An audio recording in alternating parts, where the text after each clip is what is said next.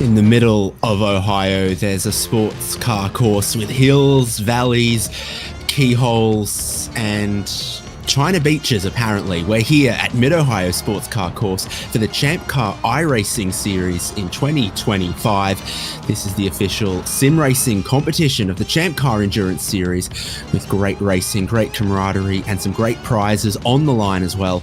We're coming to you live on HJBC and ChampCar Live. David Haynes with Devin Peters and Michael Derby as we look forward to a 1-hour race in the Global Mazda MX-5 Cup car. It looks like a pretty damn good day for racing. Beautiful temperatures, partly cloudy, just a tiny bit of breeze out there as we look to take on the 2.2-mile road course with 13 turns, 1-hour race with a compulsory pit stop ahead of us. And Devin, it's getting to crunch time in the championship. Yeah, round 10 of the series today, and that hasn't stopped 34 cars from showing up to take the grid today. It's going to be an exciting battle out here, and these MX-5 Cup cars, they know how to deliver, and this is the perfect kind of track for them. You know, you can see them going over the hill, coming down, sweeping through the back half of this track that is nothing if not exciting, and it's narrow enough that it's hard to pass, except when you're driving just the tiniest car. Yeah, it's a very popular car, a very popular circuit as well. So in combination, great racing abounds. Qualifying's underway right now with just 5 minutes remaining. And that will set the grid for our 2-wide rolling start when we begin the 1-hour race shortly. At the moment, the championship leader, Michael Polasek, up top. Fuad Al-Rijay. I've never read that before. I've said it just then, so I've probably said it wrong. They make up the front row of the grid right now. Jared Collins, Joshua Soto behind them. Oh, and that moves. Soto moves himself up into third, so some improvement coming late in this qualifying session still. Yeah, Fuad, a late arrival, not to the session, but to the league. He only signed up today, but he's already making a name for himself out on track.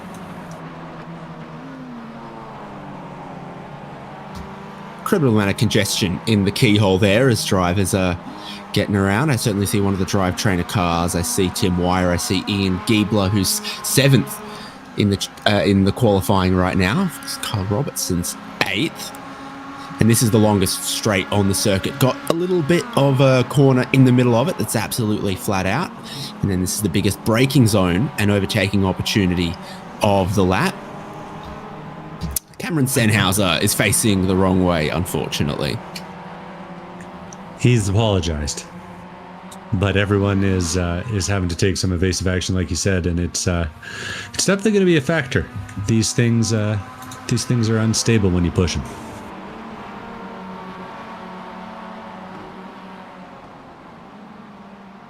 As Kyle Robertson pulls out of the way, he's currently 8th.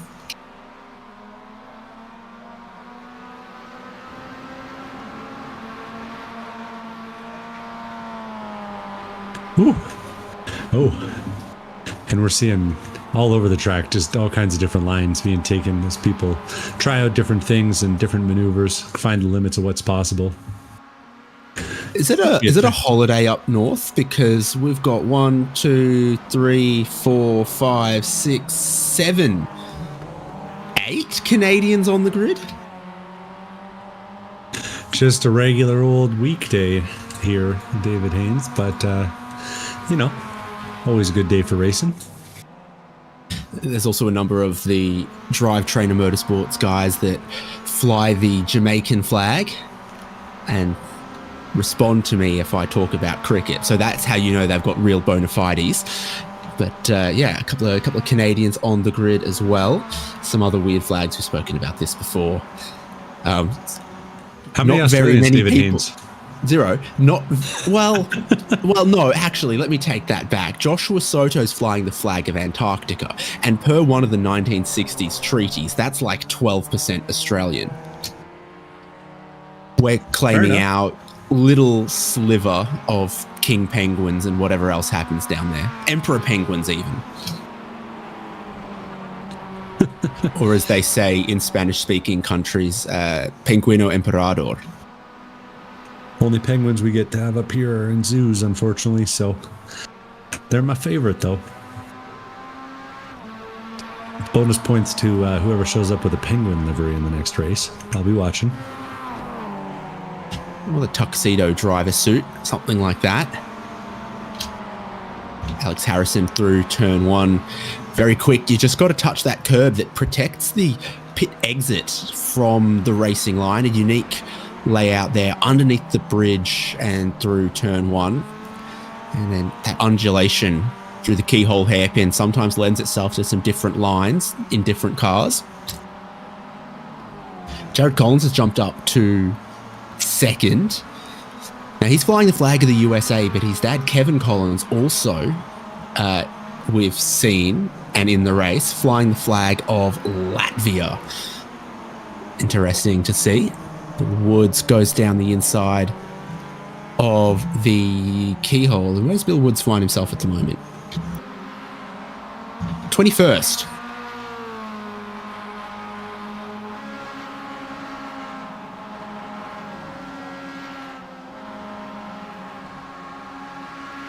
So definitely seeing there is still some movement in this qualifying session late on, including Joshua Soto's improvement, Jared Collins' improvement. Jared Collins is in fact just behind Bill Woods at the moment, so he's not going to improve anymore in qualifying. A lot of other cars are parked, like Cameron Senhauser, Sean Fritz, Andy Kosick. Definitely one of the people I know for sure, and Ohio local. Joshua Soto, despite the Antarctica flag, is traditionally a Floridian, and he's one of the first drivers to take the line after the checkered flag is displayed. So no improvement on his final lap. Best he'll start is 4th. Bill Woods won't improve there either. Through the carousel, he finds it's more like a mechanical bull ride.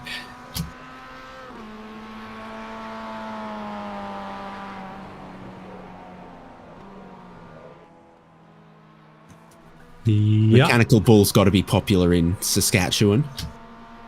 We got plenty of the real things, though. You don't have to go looking for a mechanical one. Oh, so do we. I saw Queensland's biggest bull the other weekend. Buster is 3,000 pounds. Ooh, that's a big boy. Did you try to ride him? That's what the fans want to know. No, it was a very, very lazy bull. You'll be surprised. It was eating. You got to keep the weight up, you know. It's got a prize physique to maintain, and don't we all? That's, because not all of us can be hungry bears.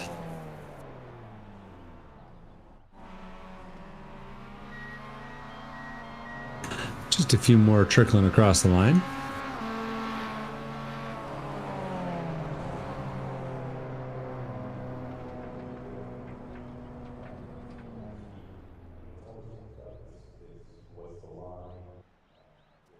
And with that, qualifying will wrap up.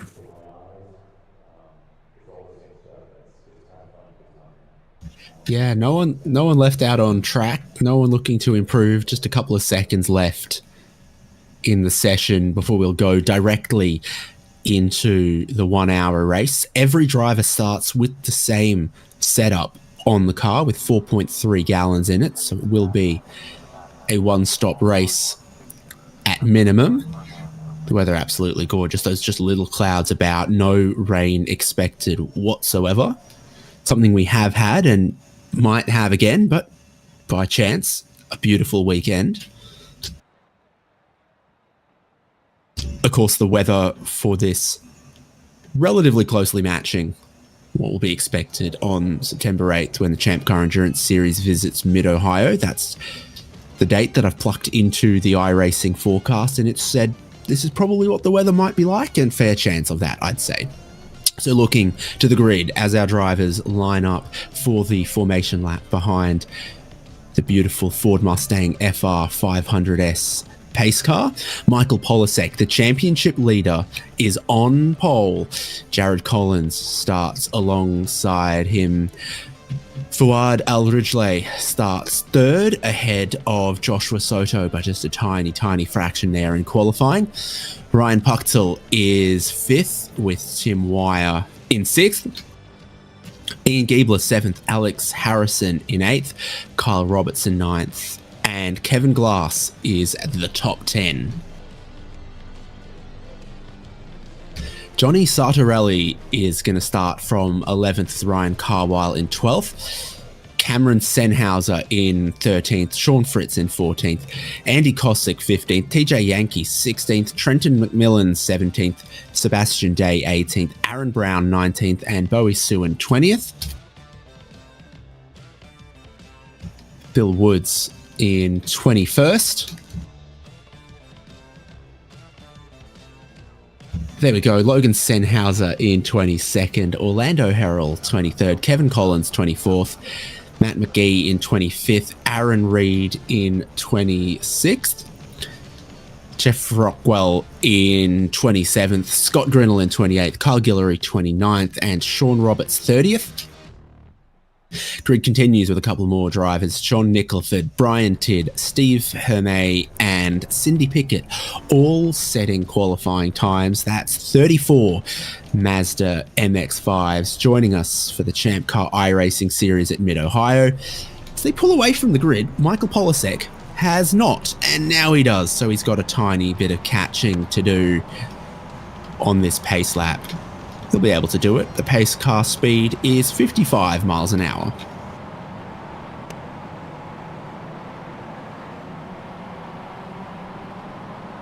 Polasek is the championship leader.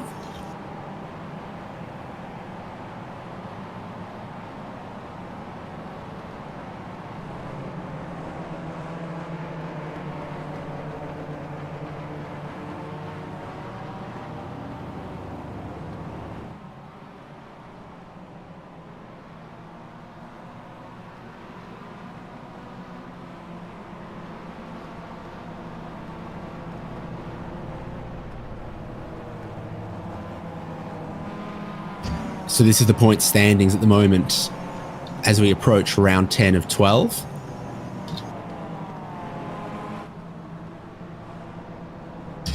Michael Polasek, 350, leads Jared Collins and Ryan Puchtel in a close 1-point fight.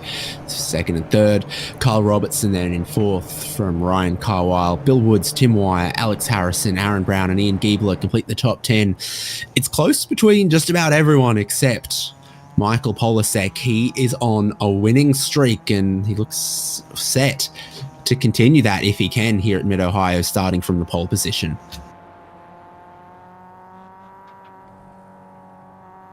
Through the final corner with an hour on the clock, the pace cars a couple corners away from the final corner actually, and then it'll pull in, and then 60 minutes begins when the green flag waves. They're going through Thunder Valley, but it sounds a little buzzy to me. And the iRacing blimp is up in the sky. The Goodyear blimp is from Ohio as well. There goes the pace car. Here comes the green flag, and here comes the racing for the ChampCar iRacing Series at Mid-Ohio. Decent enough start there from Jared Collins on the outside. Cold tires for everyone. Big compression is going to lead to skittling a couple of cars through turn one. Out into the outfield goes Tim Wire and Al-Rijleh. Yeah, tough one there. A couple other bits of contact throughout the field, but everyone else manages to keep it pointed the right way. Aaron Reed is a victim of the first corner there. Looks like he'll be taking an early pit stop. And you see Al-Rijleh there, just gets tangled up on the inside and goes for a ride. The race lead, the slipstream, already kicks in the first time on the main straight. Michael Polasek, though, still leading Jared Collins. Joshua Soto up into third. Kyle Robertson picking his way through the turn one chaos and up into fourth ahead of Ian Giebler.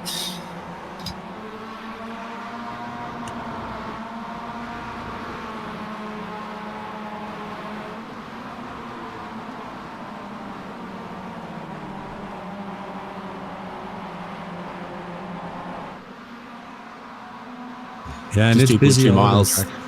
The laps click off quickly here. Trying to keep an eye throughout the field, a little bit of action deep down the grid as Fuad is trying to pick his way back through.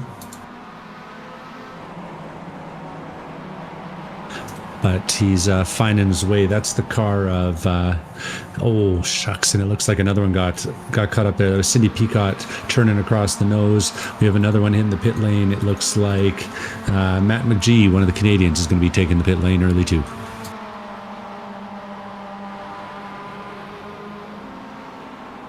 Yeah, we've had a couple of damaged cars early into the pit lane. Leading group compressing a little bit. You had Michael Polasek leading the race, but now Jared Collins leads, and the gap between that top three and the rest of the field has shrunk. Kyle Robertson not so far behind, leading Ian Giebler and Ryan Puchtel. Sartorelli 8th, Kevin Glass 9th, Cameron Senhauser completing the top 10, but it's a pretty unbroken train most of the way through here. You're looking at some moves. Like Sean Fritz has just a little bit of overlap down the inside. And Sebastian J, we're going to be side by side over the crest of the hill. It's where a lot of the fans gather, is right there. Great viewing from the hill. It does look, I guess, not that surprising that drivers are having a little bit of contact. Like we were saying in the pre-race, it's a little bit tough to make an overtake here. But the front end of the field is looking a little bit familiar. Jared Collins leading with Michael Polasek and Josh Soto kind of lurking behind. Those two definitely know the fuel game that tends to play out with our one-stop races here in the ChampCar iRacing series.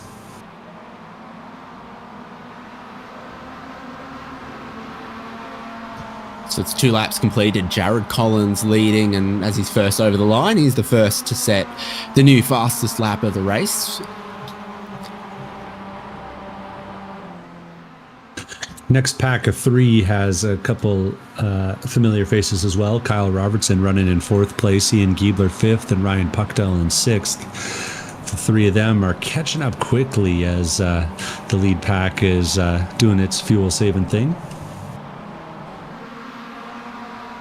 We even got a couple more hanging on the back. Johnny Sartorelli is just trying to hang on, and I think he gets my vote for paint job of the day, running the Planet Express livery. I like it. Looks good too.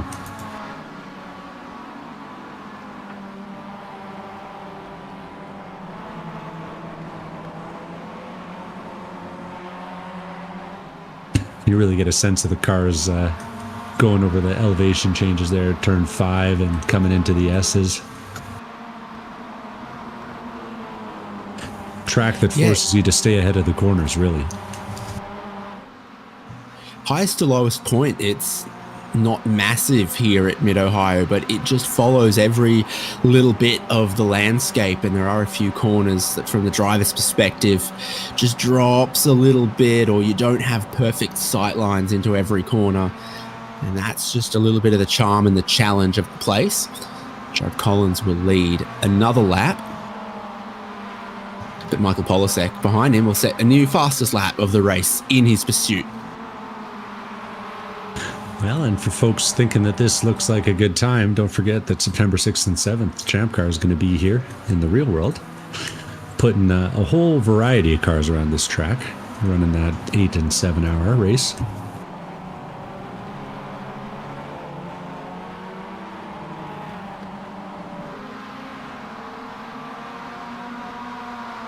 Aaron Reed's under a little bit of pressure from Sean Roberts as they squabble over 18th place. Roberts dives around the outside.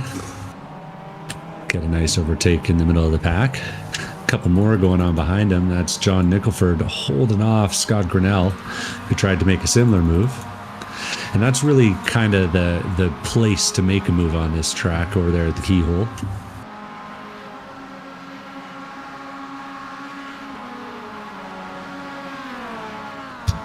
Sure is. So now we'll go side by side in that biggest braking zone. You see how much weight transfers onto the nose of the car as they slam the brake pedal. Jeffrey Rockwell creeps up right behind him too in that white and black car. We got the long range lens on that camera.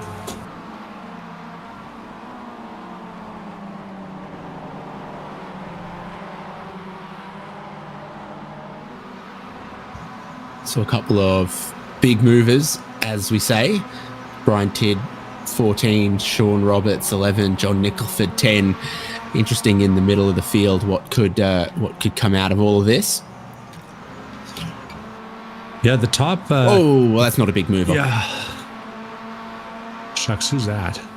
Scott Grinnell. And so after he and Nicholford were having that little battle, it ends up in tragedy. See if we can catch it here. And Grinnell just does it all to himself. But really shows you how challenging the final corner is and how final... Ooh, and a big contact there too. That was Jeffrey Rockwell who went straight to the pit lane.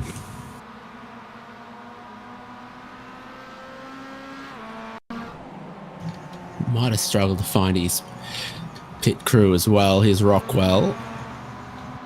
Just clips it wrong, but sends him straight into pit entry. So there's that, but I'm not sure it's been entirely healthy for him. Or Scott Grinnell. Meanwhile, from about 7th place through to about 17th, they've really stacked things up. I'm just watching this battle, just as chaotic but cleaner so far. Kevin Glass is chasing Cameron Sennhauser at the front of this pack, but they're nose to tail all the way through.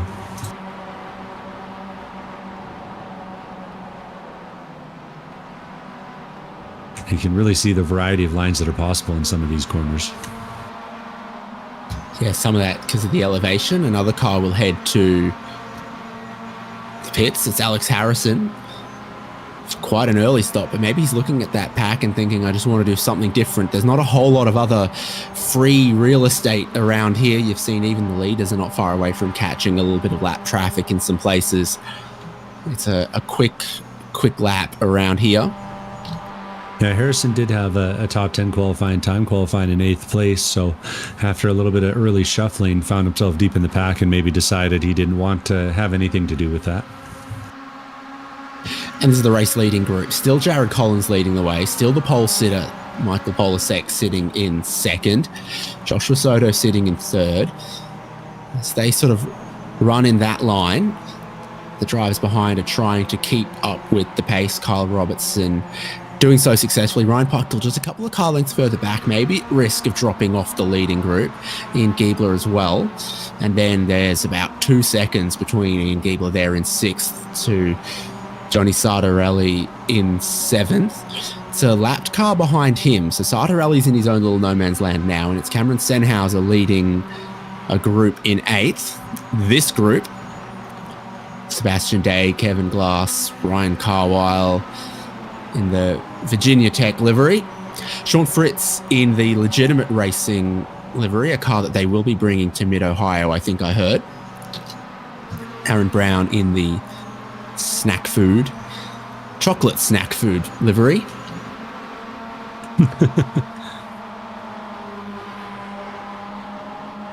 Don't look up how many brands of snack food Mars Food own.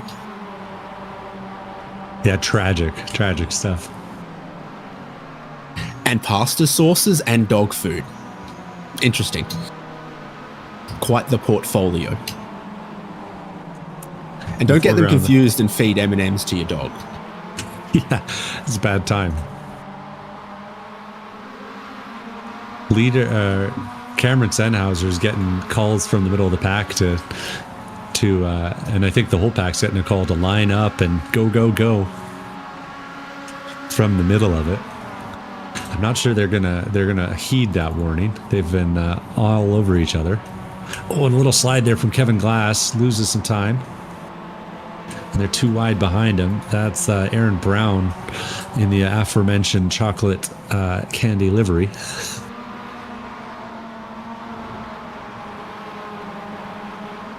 TJ Yankee is closing the door at the back of that pack on Logan Sennhauser, who's trying to make a move. And they get real close together there, but make it work.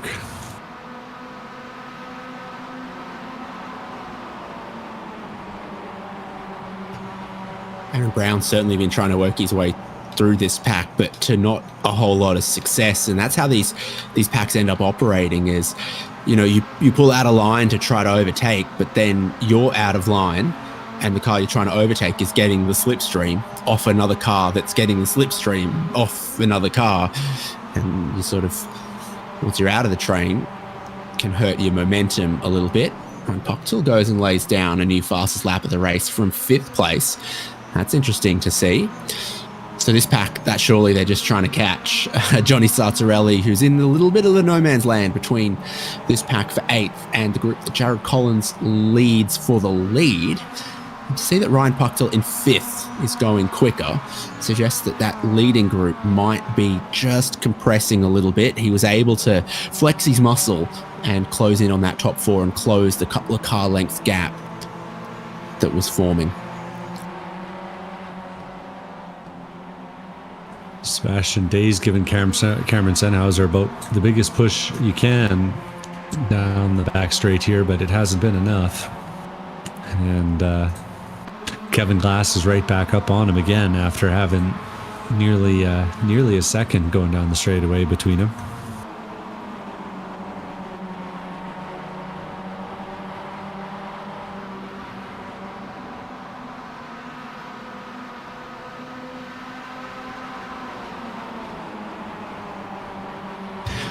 They got their hands up and they're pointing forward, go, go, go in this group. And for Cameron Sennhauser to give his all once again. And do you know what? They did catch Johnny Sartorelli on the last lap, and they do catch him by a couple of tenths on this lap. So they're achieving their wish a little bit at the moment. Of those that have pitted early, as I covered off, everyone starts with 4.3 gallons of fuel in the car. Those that pitted early can continue to make it. So Alex Harrison's the highest running car that has stopped. There's a pack that's formed of drivers that stopped after lap 1 that's led by Bill Woods with Trenton McMillan, and we know that Fuad Al-Ridgely is quick. Tim Wire and Orlando Harrell are also battling each other just a little bit till Harrell's been off the circuit and got himself a slowdown. So he's going to drop back behind Tim Wire. But that's the progress of those that have stopped. Now, everyone's still running that hasn't made their pit stop yet. It's doing enough pace that you're not worried about them getting super undercut. In fact, that's a little more than just cutting a little bit of the grass. Yeah, that's gone poorly.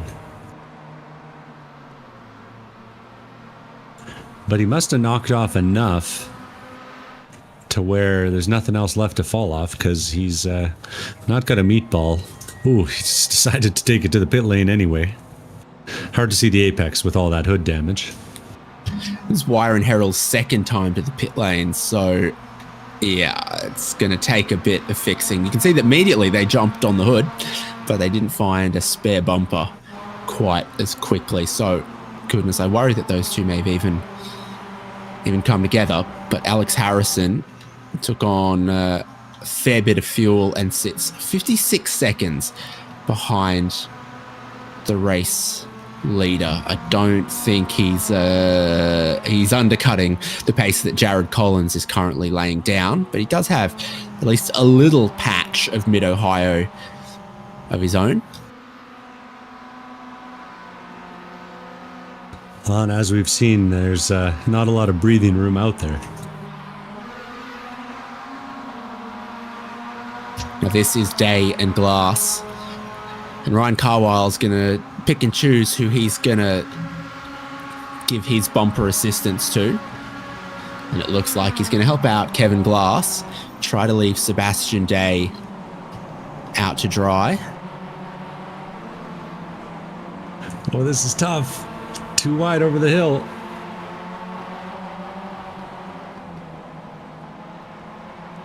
Really good stuff, though, between Carwile and Fritz. Carwile's going to be on the dirty side of the track, but he'll have the advantage coming over the crest into Thunder Valley. I wouldn't say this is the fast way through there, though.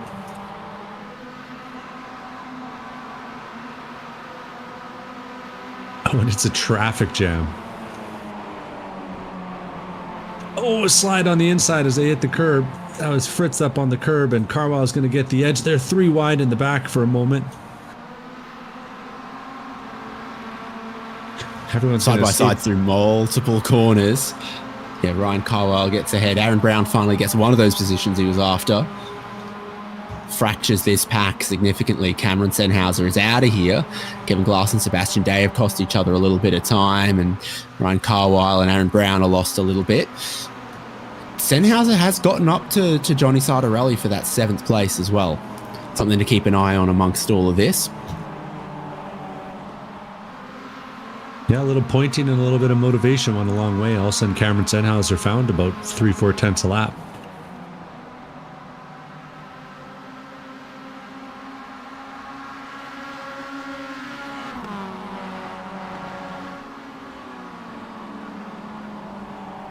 So 7th and 8th place, they've got lap down Tim Wire in front of them. That car in between as well, I think. I didn't pick which one that was. This is the leading group. It's a group of 6. Still Jared Collins from Michael Polasek, from Joshua Soto, Kyle Robertson, Ryan Puchtel, and Ian Giebler. Usual suspects running together up at the front.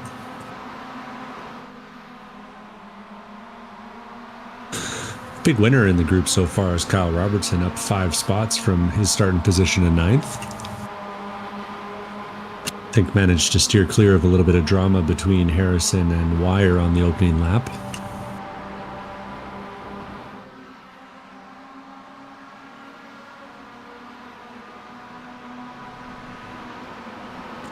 They really show you how precise you have to be around here.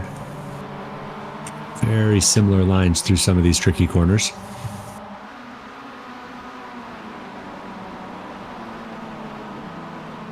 And then the top 10 battle comes into focus as they fan out going into the keyhole. Seemingly never-ending battle between Kevin Glass and Sebastian Day.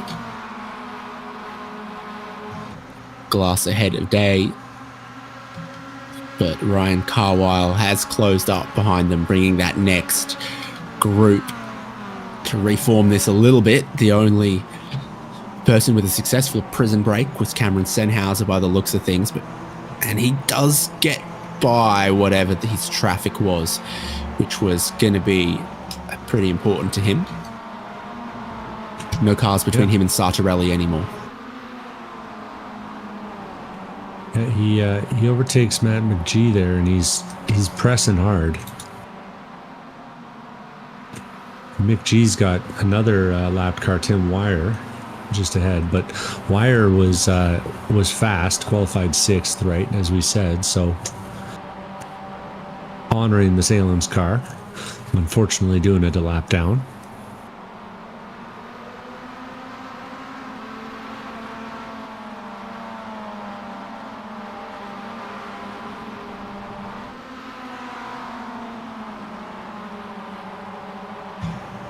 Under the bridge through turn 1. Everyone always kicking up a little bit of the grass on the exit.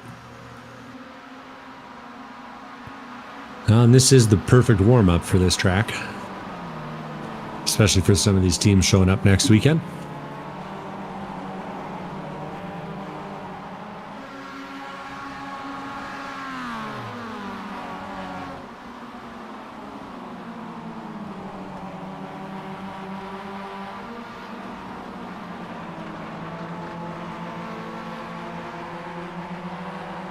Two seconds for 6 cars up front. Jared Collins has been leading the way most of the time since about lap 2. Yeah, he's been holding them off. Hasn't seemed like he's under a lot of pressure, but these Miatas don't have the same fuel tanks as those GR86s do, so the window for refueling is a little bit smaller, and making sure you save enough is going to be critical to getting the quickest pit stop. And I bet you if we listened on board to the guys running 2nd, 3rd, 4th, we'd hear pretty big lifts going into some of these corners.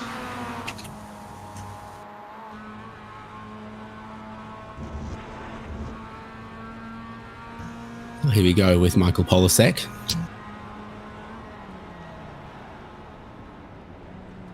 You don't even need to hear it, you can see it. That's what Polasek's up to. His normal game. Aaron Brown is going to make a pit stop.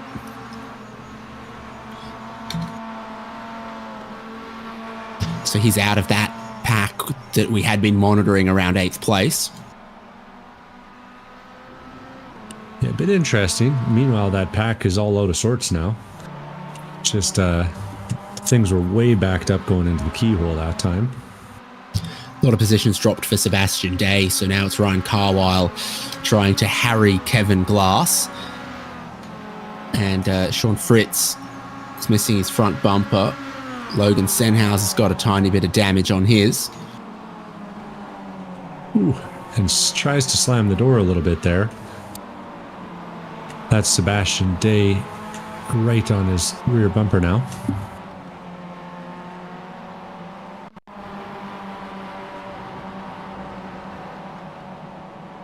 And this is where it all began.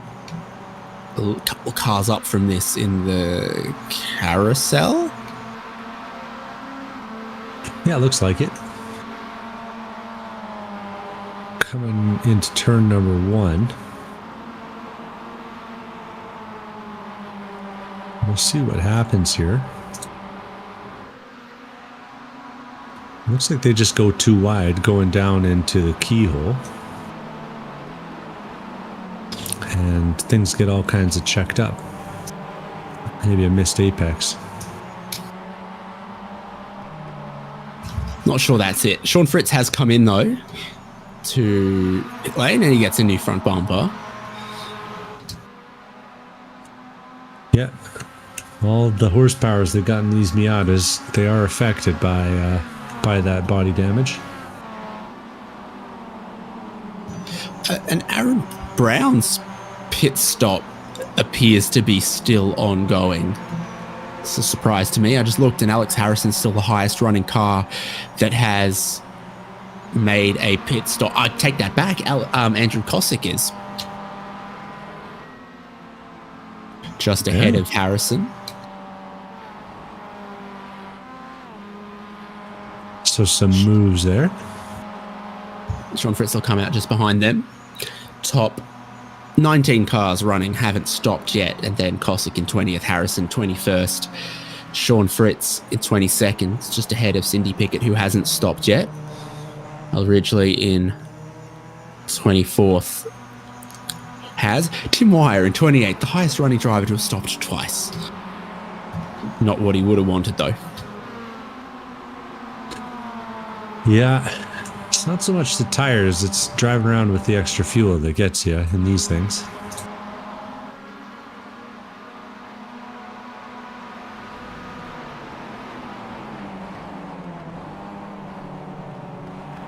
The track's starting to get a little dirty out there. I'm starting to see guys who are offline just eating rubber, speaking of the tires.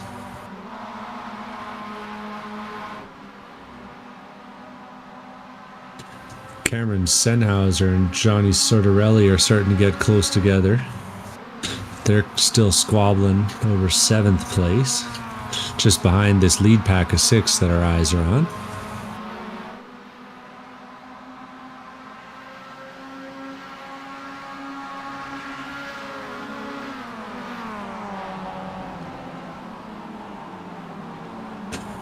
Things are still very calm and controlled up here at the front.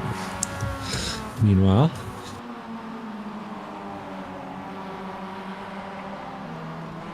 Logan Senhauser leading Sebastian Day and TJ Yankee over the crest of the hill, immediately back downhill. This is one of the more flowing sequences. One corner leads into the next, just a little switch back over this crest. That was Kyle Guillory getting it all sorts of wrong. He rejoins safely, though. Car doesn't look like it's handling quite right, though, right now.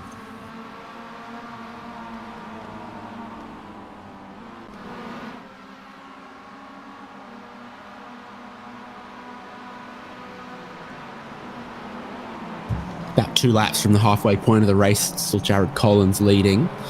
Logan Senhauser pitting. Got an increasing number of drivers making stops, but not our top 6.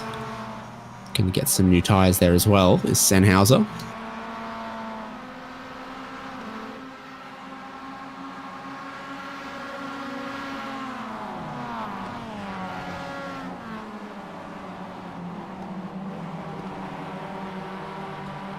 Yeah, and starting to see a little more disorder out of this group. When Soto starts pressing Polasek like he is right now, you got to think that maybe we're starting to come to the minute. The right time for a pit stop.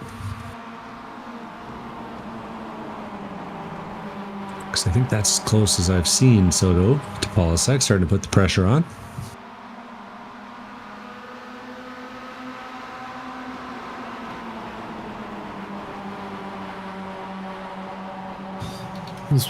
Ryan Buchtel's just behind Kyle Robertson very closely there. Ian Giebler's dropped just a tiny bit back. Interesting difference if you get a look at their brake lights going into the corners. Seems like Soto prefers like a more tapping and kind of aggressive style on the brakes, whereas Polasek seems to prefer having a bit smoother of an input, one brake per braking zone. Could just be that Soto's pushing so hard he's getting a little offline here and there and having to correct.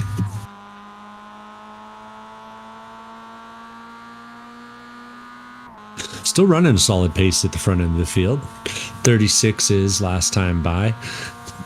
36.4 for our leader.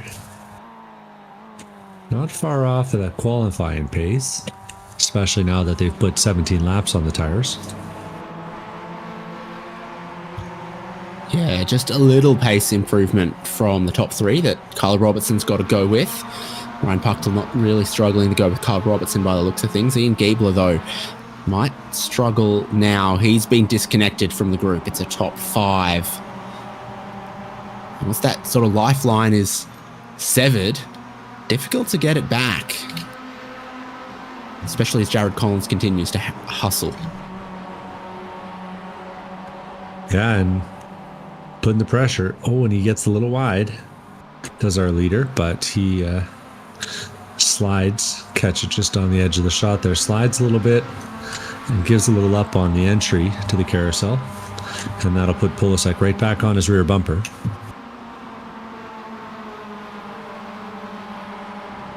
They're getting more and more aggressive on the curb into turn 1, almost grabbing the inside edge of it.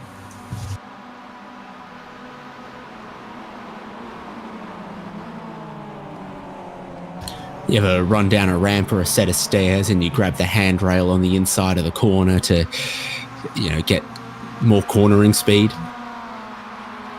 You know, buddy. Feels very much like trying to hook one of your inside tires through turn 1.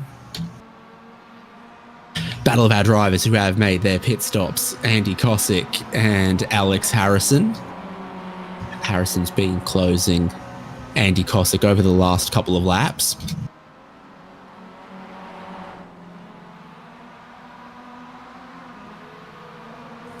Stephen May and TJ Yankee in the pit lane might resume close to or ahead of this. No, I think these guys have got them. But they're, you can see them just there in the pit lane. I think Harrison might have this. Yeah, our leaders are coming back past the pit entrance again. See if any of them decide to make the move this time. A lot more controlled through the final corner is Collins. But a smaller gap that time too. May have missed his best opportunity on the last lap when he had about 8 tenths. We have crossed that halfway point with 29 minutes left to go. That's Stephen Hermet's lapped car coming out after his pit stop. And I guess he wasn't lapped yet. This is a fresh lapping.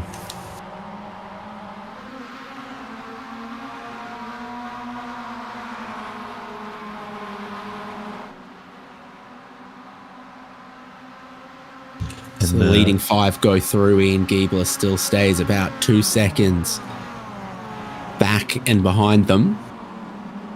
Yeah, he'll have seen that lapped car and have been wishing that it managed to slow him down a bit, but Hermetz does a good job of managing it. And who we got on the pit lane here? That's Sebastian Day. Looks like he's taking a couple tires. And when we were noticing earlier that car that was handling a little funky, I can't remember whose it was.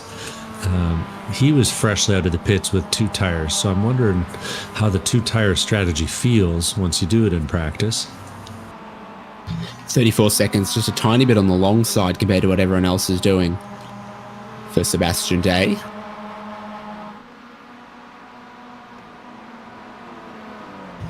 Now it's our top 14 that haven't stopped.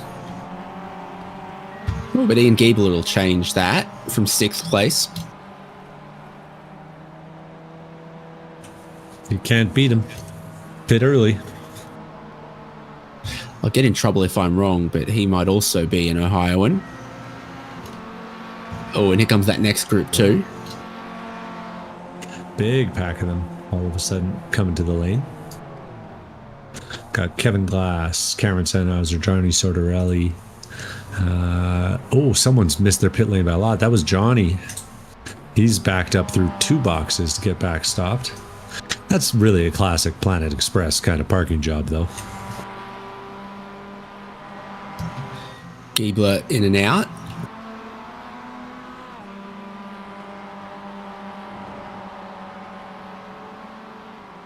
And significantly ahead of Cossack and Harrison. By no surprise, it's that next drivers that you got to wonder how close they'll be. Carwile. Oh, Kevin Glass, black flag, speeding?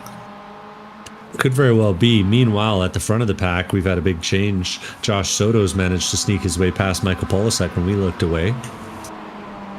So you got to think that he's starting to think pit stop time and wants to be the first one into the box.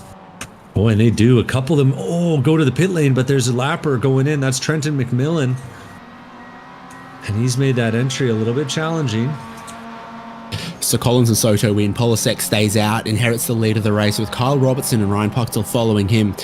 A 2-3 split in the top 5, heading for their pit stalls towards the pit exit end. Fuel going in. Right side goes up for Collins. Whole car stays down on the ground for Joshua Soto. Now a bit of Right left side for Jared Collins. Very And still interesting. nothing for Joshua Soto, who's going to pull away and still perhaps be behind Collins. Wow. So at least 2 free tires worth. So maybe only 2 or 3 lug nuts. I don't know.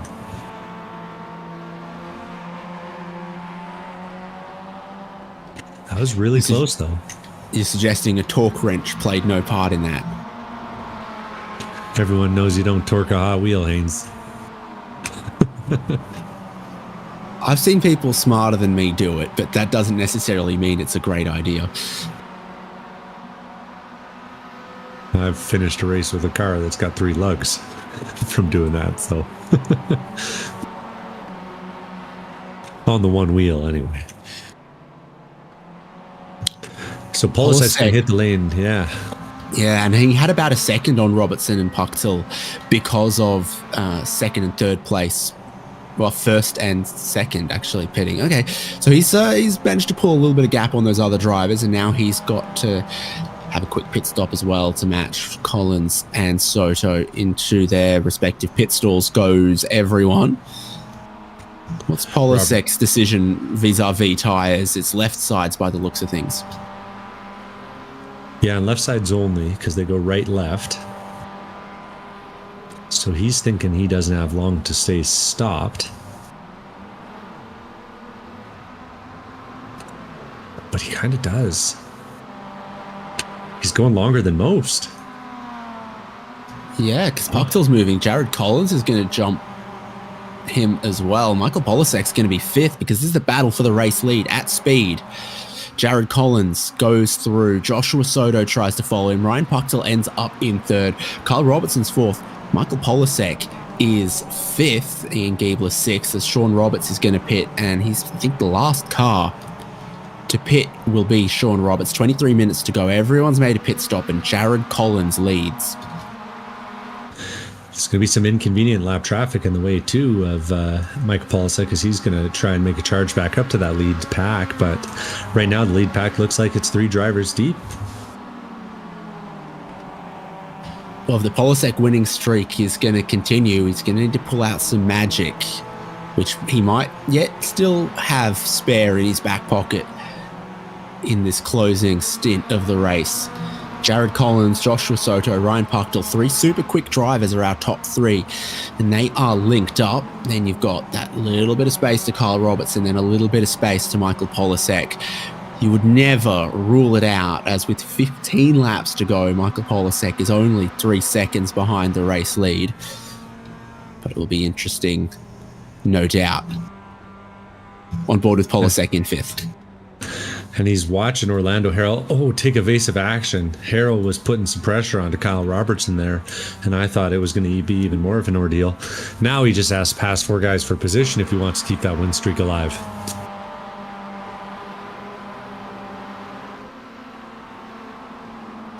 Got to pull out his very, very best laps from here on out. And a pretty good outlap there from Collins, 36.8. Sorry, that must have been a race lap. Never mind. Yeah, it's still better than Joshua Soto. So you've got different tires, tire warm-up, all of that going on now. I think we saw Polisek only take left side tires. Collins looks like he might have gone 2 rears. Possible. Unconventional, but... Well, you end up with a very pointy car if you went 2 fronts, and I don't think he got 4.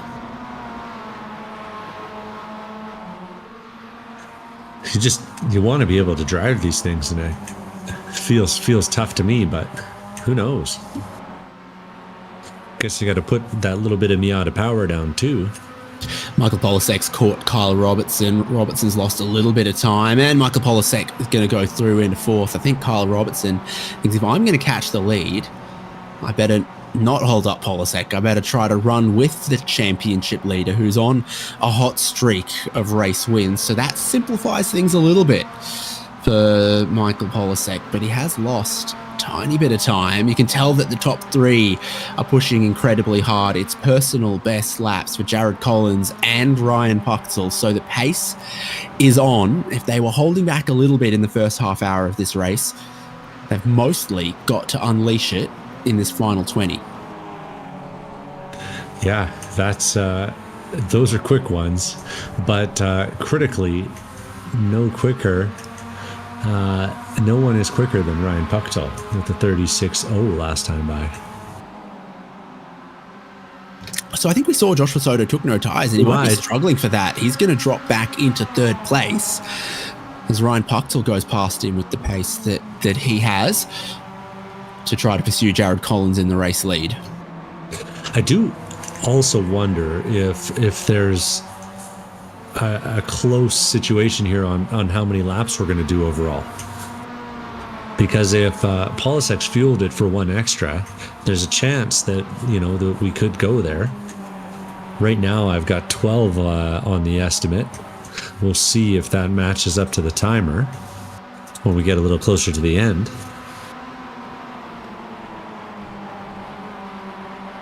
Yeah, always a little bit of a question in these timed races of, based on the pace, exactly how many laps are we going to get? That's come up a couple of times before. Jared Collins, though, his race lead, 0.8 of a second. Ryan Pucktel appeared to have the pace last laps, made some moves. Might have the pace again. So the whole top 5 go over the line. 36.5 for Collins, 36.3 for Ryan Pucktel, 36.9 for Joshua Soto, but a 36.29 for Michael Polisek. And he needs to keep that up just to keep taking tenths of a second out of the top 3. And Kyle Robertson not exactly easily going with Michael Polisek right now. Well, in our first time out In the MX5, Collins was a third place finisher. He's been pretty strong in it throughout the season.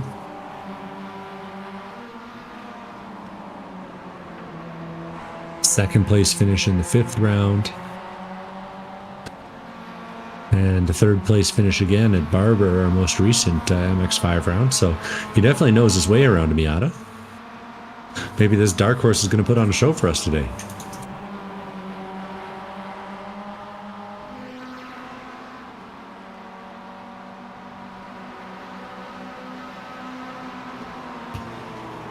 Got to keep the pace up if he's going to keep away from Michael Polasek, and indeed if he's going to keep away from Ryan Pucktel or Joshua Soto. Sun's out. Track temperature's just been slowly rising over the day. Does make that 36 flat from Ryan Pucktel pretty impressive. Pucktel's got to keep that up. 9/10 of a second back. You got to be closer than this. Yeah, he's got to push, otherwise Collins is going to run away from him. Not the only ones battling for position. 9th place with Andy Cossack and Alex Harrison is also getting a little bit spicy. That's Johnny Sartorelli you're seeing in 10th running behind him, or 11th you're seeing running behind him too. 3 cars with great paint jobs, duking it out, trying to stay in the top 10. This will be another battle to watch as we come towards the end. Harrison having stopped really early relative to the rest of these guys. Deciding to opt out of that battle, strategy that seems to have worked early. He gets close to Andy Cossack, but ultimately decides to lift off. I think Cossack wants Harrison to lead and Harrison won't, which is surprising to me based on Harrison's pit stop time. Don't know how patient Johnny Sartorelli's going to be back there for the whole time.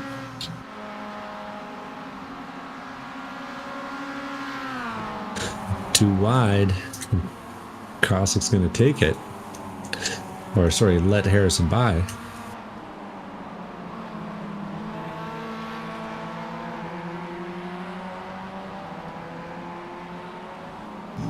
Yeah, there we go. That's what they were waiting for. Fodell Ridgely gets past Sebastian Day.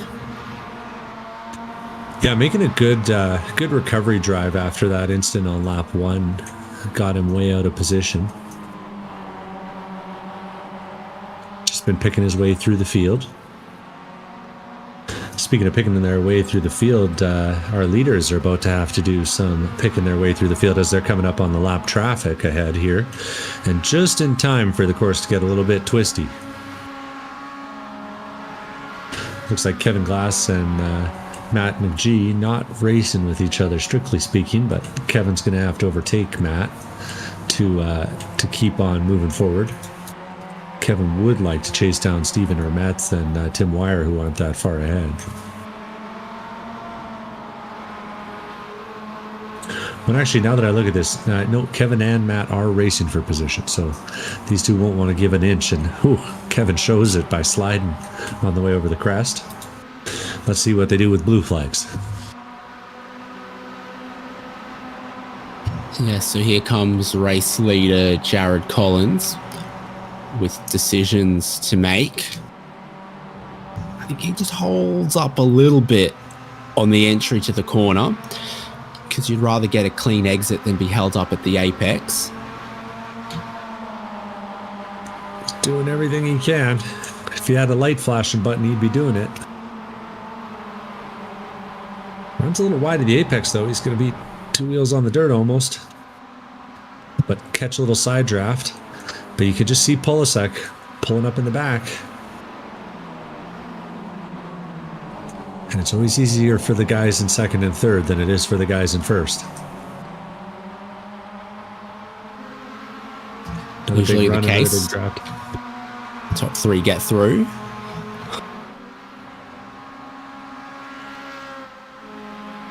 Colin's getting a much better draft here. He's going to try and make the move to the inside, but the lapper has decided to let him by on the outside. And they all get by. Matt resumes his battle with Kevin Glass.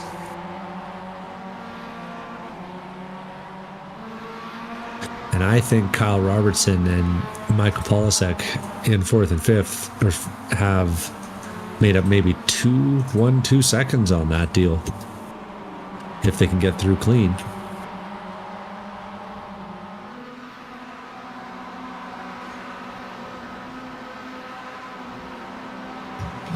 Yeah, not sure. It doesn't look like Polasek's taken a whole lot of time versus Jared Collins, and then he's still got the traffic to work through. So it's the way and the nature of these cars racing each other. Also closing up 13th, TJ Yankee, Bowie Suin, Foadel Ridgely, Sebastian Day. Okay, no, that's closing up and then immediately changing as Bowie Suin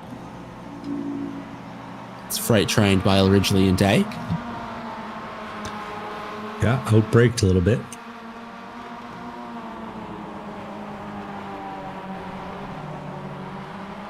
Tough when you're out of position like this because you gotta push so hard to make spots up. And we're back with our leaders. Collins, Puckdell, Soto. Polasek and Robertson gonna have to pass that lap traffic in the twisty bits too.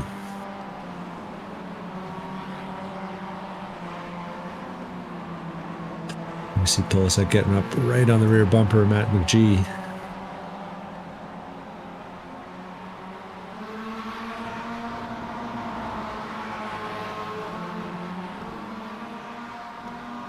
Tough place to make a pass, but Polasek's going to do it up the inside. Gets a little bit of help from McGee, but Robertson gets held up.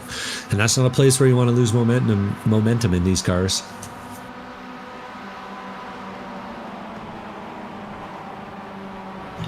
Yeah, Robertson sort of needed to be a little bit closer to Polasek if he's going to follow directly in his tracks in this case, and they are not closing the top 3. Very competitive top 3 approaching. 10 minutes to go. Collins led all of the first stint, now leads now. With Ryan Puckdell just close behind. Puckdell seemed to maybe have a tyre advantage initially off the stops versus Collins and Soto. I'm not feeling that now. Soto incredibly close to Puckdell and to the leader. Yeah, seems to have a little bit better braking going into one than both the guys ahead. Really clean or closes up going into the keyhole.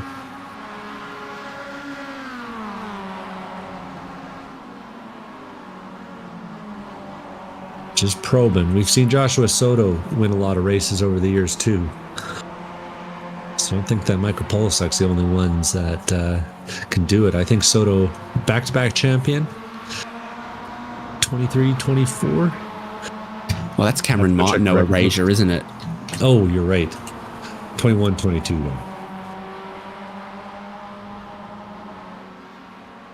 have to get the record books out to say for sure.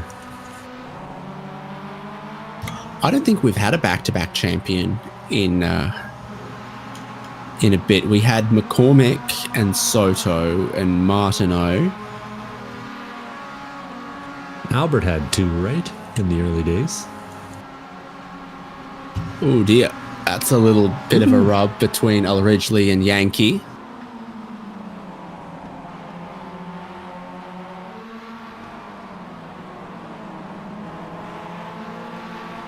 That was tricky. It looked like Ridgely tried to go left, and then Yankee tried to close the door, and the two of them just clipped.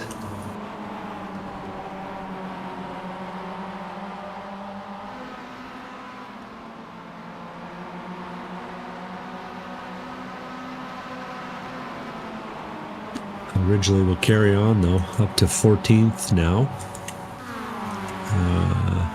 And eyes forward. Ran as low as 25th off the start. Now back up to 14th. And our leaders are just all over each other, aren't they?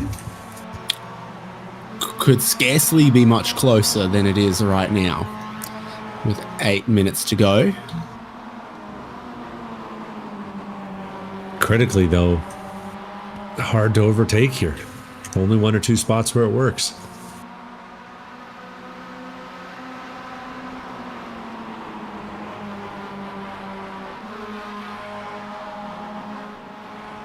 And I think Soto touched the guardrail that time by. Meanwhile, back And Logan Sennhauser comes across first. Johnny Sartorelli. Sartorelli gets to the inside. Either line can work, and around the outside, Sartorelli then drops back as Sennhauser takes the inside over the top of the hill. And here comes the group: Logan Sennhauser, Johnny Sartorelli, Andy Kosick.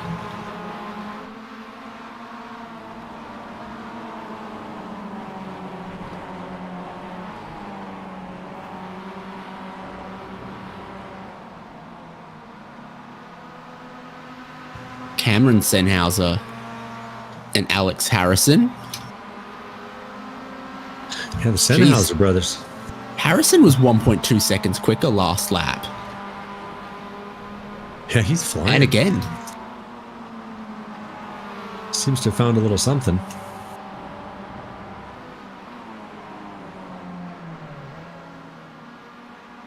Don't think Sennhauser would be fuel saving at this point. He's definitely off the pace.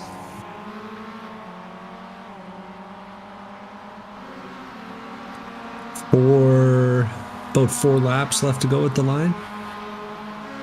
These guys are getting antsy if they didn't fuel for 4.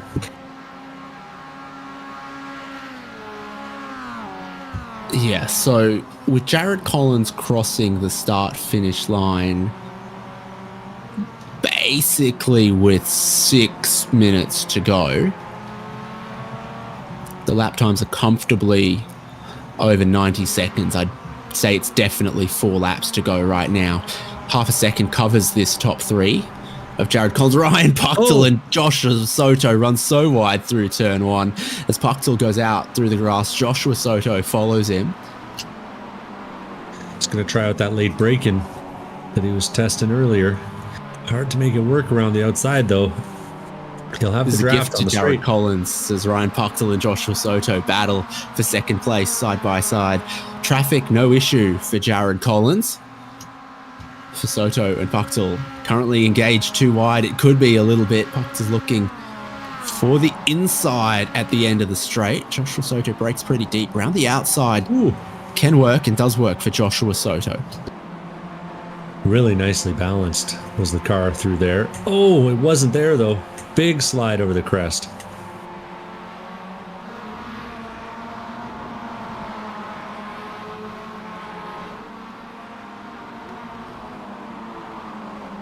Soto's got to be stressing here. Doesn't want to lose too much time to Collins.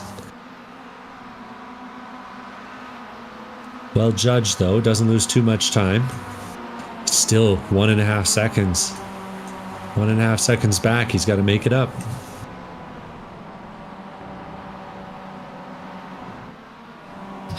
Yeah, that's a pretty big gap.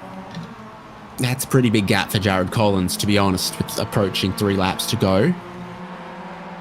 Well, you got to think that Puchtel won't be helping him out with any bump drafts at this time. Harrison's got by Cameron Sennhauser.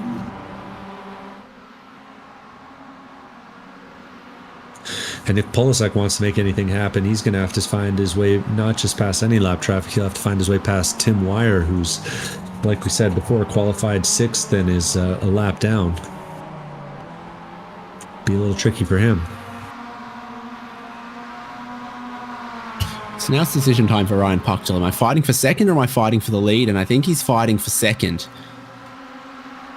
He's doing a slingshot. He's doing both. Okay, all right. Jared Collins with a 1.5 second lead at a time. It's going to be difficult to close that gap. So close over the top of the hill. Ryan Puchtel just clears Joshua Soto into second place.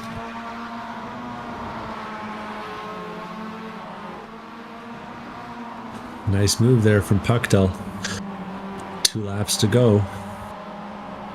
Wonder if you prefer to be behind or in front.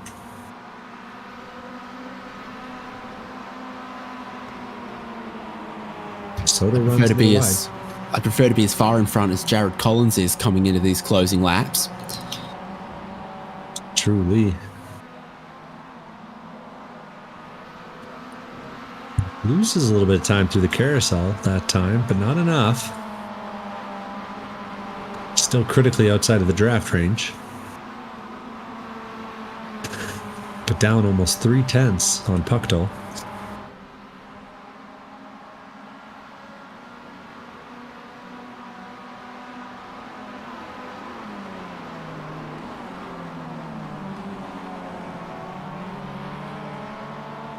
Again, in the braking zone, it almost seems like they're catching a bit.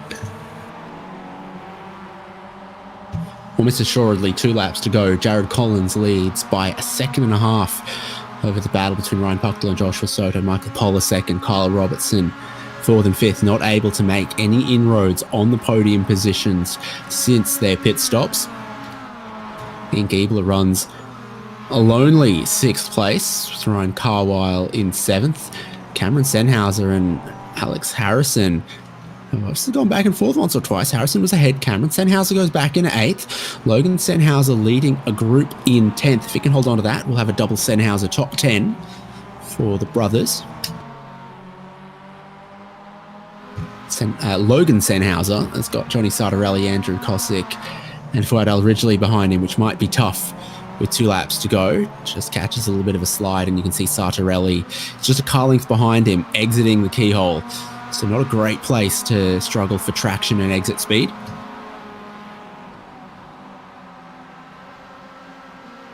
And they cross the start-finish line, 1 to go for our leader. Yes, so the white flag waves for Jared Collins. He enters turn 1, still holding a 1.3 second lead. He's going to be aiming for everything. Ryan Puckdall's got a couple of car lengths on Joshua Soto. And Jared Collins just wants to make sure. You can still see Michael Polasek and Kyle Robertson back there. But they have faded a little bit late. And it's a victory lap of Mid-Ohio if Kevin Collins. So if Jared Collins can hold this together, I'm sure Kevin Collins will be happy too.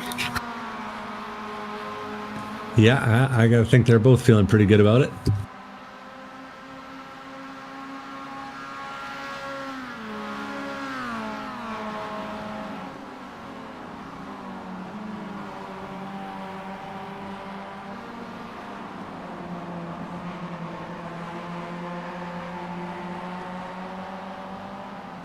And Collins is just locking it in, not giving anything away through the final few sectors here. Yeah, qualified second, but will have the most laps led. Sennhauser versus Harrison for that 8th and 9th will go all the way down on the final lap here as well. Around the outside, Alex Harrison's got a little bit more momentum.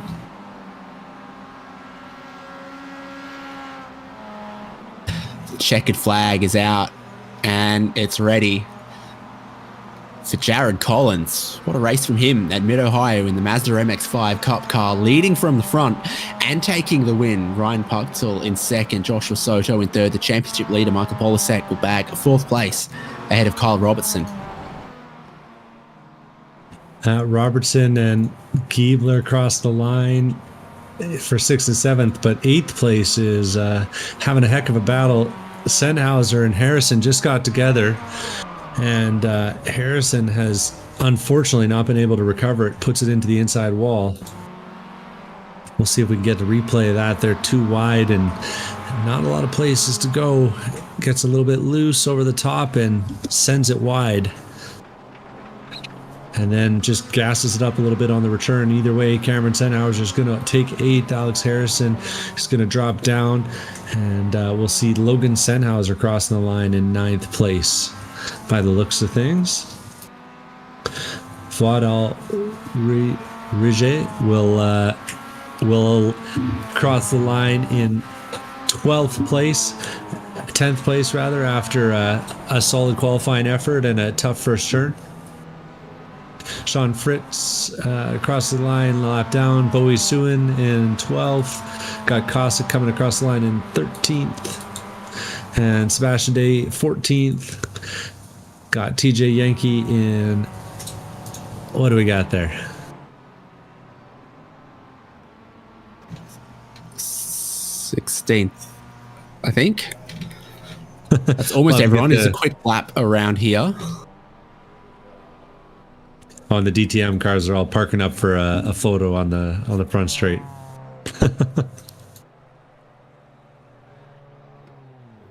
So that's everyone across the checkered flag. Jared Collins takes the win and breaks Michael Polasek hot streak in the ChampCar iRacing series.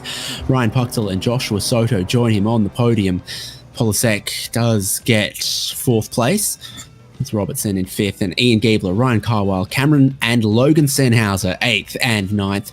Fidel Ridgely in 10th. Alex Harrison 11th, spinning on the curb, in the gravel and in the grass. Bowie Sewin in 12th, Andy Cossack 13th, and Sebastian Day, Bill Woods, TJ Yankee, Johnny Sartorelli, Sean Roberts, John Nicholford, and Kevin Collins 20th place. Brian Tidd, Tim Wire, Steve Hermé, Matt McGee, Kevin Glass, Aaron Reed, Carl Guillory, Cindy Pickett, Trenton McMillan, Jeffrey Rockwell 30th. And then I think the last scored cars are going to be Orlando Harrell and Sean Fritz. Aaron Brown and Scott Grinnell parked it earlier in the race after significant damage. Wow, they got really spicy out there today. And it looks like there's a whole bunch of them that want to come and chat. We've literally never been this popular. We ask for the podium and we get more. So let's go there. Joshua Soto finished 3rd. A lot of different strategy playing out, it looked like, in the pit stalls. Like, both sides of the car went up for race winner Jared. Ryan Puchtel, I think, went for the left sides. What did you go for? I went for 0.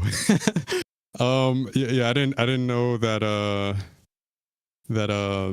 tires would have been a good strategy. I wasn't paying attention to the amount of time. If I had gone back in time, I would have definitely taken some tires, but I just wasn't paying attention to the amount of time that we were going to be in the pits. So, but definitely the pit strategy could have been a lot better. Pretty intense between the top 5. It's the kind of racing we come to expect when we roll out the Mazda MX-5. Oh yeah, it's always great racing in the MX-5, especially on this track. This is one of my like preferred tracks.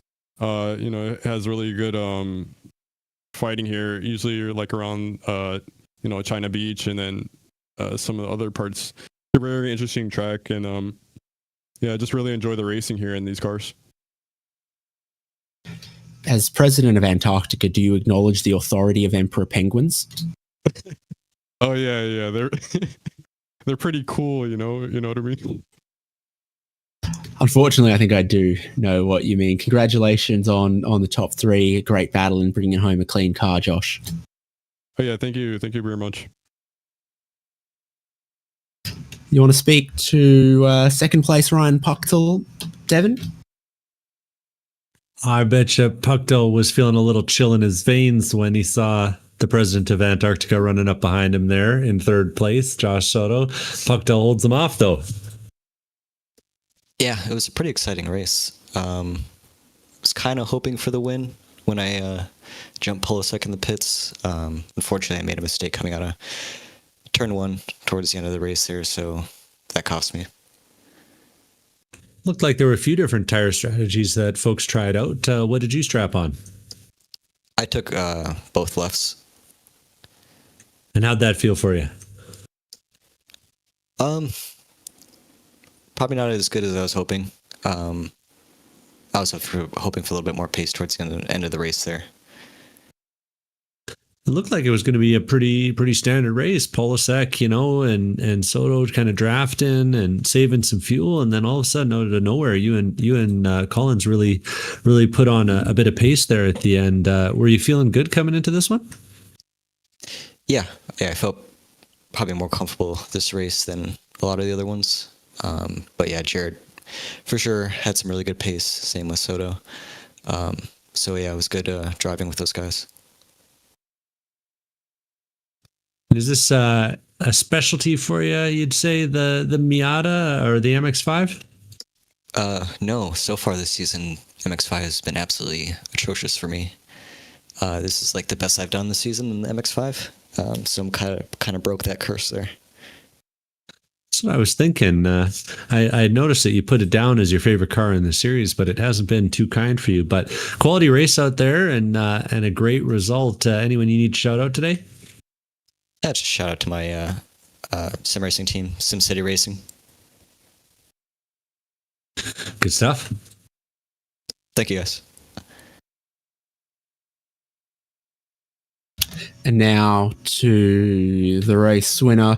Feels rare these days in the ChampCar iRacing series that the driver who leads the most laps ends up being the winner. But today, Jared, that is you. Hey guys. Heck yeah. Pumped. Cloud 9. We're asking everyone, so we'll ask you, describe to us your tyre strategy that you ended up going with. It looked successful. Yeah, I did it out. If you went full bore the entire race, I think it was like 21.9 seconds or 22 seconds per fuel. I think it was 20 seconds for 4 tires. And so, I was leading the race when it was pushing the whole time and just knew it was, I didn't save anything. So I knew it was going to take me longer to get gas than it was going to get tires. So just took the 4 and hit my number perfectly, leaving the pits. I think I had to get like 3.21 gallons, and I filled it up exactly 3.21 gallons. And yeah, I was on my merry way. I was extremely happy. I was pretty surprised. I thought, somebody from behind was going to jump me. I know they were lifting pretty early, especially at the long end of the backstretch. So I thought I would get undercut by people fuel saving, and that didn't happen. I was able to just maintain the lead and stay there. Makes you the 3rd winner of the season in ChampCar iRacing series. And so that's surely a good feeling with just a couple of rounds to go, and then we get into the Endurance Championship. Absolutely. I'm ecstatic. It's a great league. Good battles. I mean, Josh, Ryan, Polasek, they've been running hard all year. It's really pushed me to become a better driver. Just trying to keep up on pace with those guys. So putting in a lot of practice, looking at a lot of telemetry, seeing where I can pick up time. So I really appreciated race against those guys all year. It's definitely elevated my abilities, and to be able to take one home and come out on top, I can't even describe how happy I am. Fantastic, and family in the race to share that with as well. Yep. I didn't lap my dad, so that's a little disappointing, but maybe I'll get him. Maybe I'll lap him next time. Well, wishing you the best of luck with that, and congratulations again, Jared. Thank you very much. Have a good night, you guys. There we go, Devin. A pretty interesting race, all things considered, from Mid-Ohio. Yeah, they know how to put on a show for us out there in Ohio land. And Collins driving the Mott's car puts a new winner into the books for this season. So great show, and looking forward to the last 2 races of the season with just Brands Hatch in the GR86 and Road America coming up. So we're nearly wrapping up our sprint season here at Haynes. Yeah, absolutely. It's been exciting. Great to see Jared Collins get to the top. It's an interesting strategy compared to what we've seen play out in times before. It's September 17th for the next round of the ChampCar iRacing series. Forum.champcar.org's got all the information, or if you find us on Discord as well, plenty of folks hanging about there, chatting before and after the races, etc. That is a look at our schedule. So yeah, a couple of weeks, 3 weeks till the next round. Hopefully everyone comes back and we'll have another ripping one, and then information soon to come out for the 4 team enduro races that are going to begin Saturday, November 1st. And that is absolute sort of, it's 4 from 4 knocking it out of the park, I reckon, with some of our favorite race tracks for endurance racing: Daytona International Speedway, Virginia International Raceway, Road America, and Sebring. That's a greatest hits compilation if ever there was one. Yeah, I'm looking forward to seeing what these drivers can do. Their natural environment is racing on teams, so we'll see what those teams look like once they get them all put together and go and share a car for some longer form races. Can't wait. Been our pleasure to bring you live coverage from Mid-Ohio. David Haynes with Devin Peters and Michael Derby as the podiums. Jared Collins, Ryan Puchtel, and Joshua Soto celebrate. We'll see you again in 3 weeks' time.